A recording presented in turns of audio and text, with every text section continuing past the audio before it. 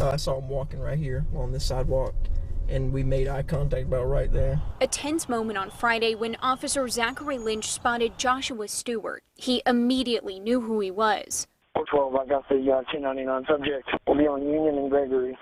Union and Gregory. The suspect was wearing a sweatshirt. His hands were cuffed, preventing Stewart from putting his arms through the sleeves. When I saw him, I had a instant adrenaline rush because he had, overpowered a deputy and stolen a vehicle and had done another couple of felony level crimes, and I thought he was going to run from me, so I had my hand on the gear shifter just to put it in park to run after him. Officer Lynch didn't have to run. Stewart gave up immediately. He spent hours hiding from officers after Alamance County deputies say he escaped an inmate transport van. After more than 6 hours, Stewart came near UNCG's residence halls. Officer Lynch is thankful students weren't on campus. They would more than likely come in contact with him, and he'd probably, try to talk him into finding something to take out the handcuffs or potentially go in a dorm and or potentially, in the worst case scenario, take someone hostage like a student. Officer Lynch was one of those students a little over a year ago, part of the department's Ranger program, providing additional security on campus.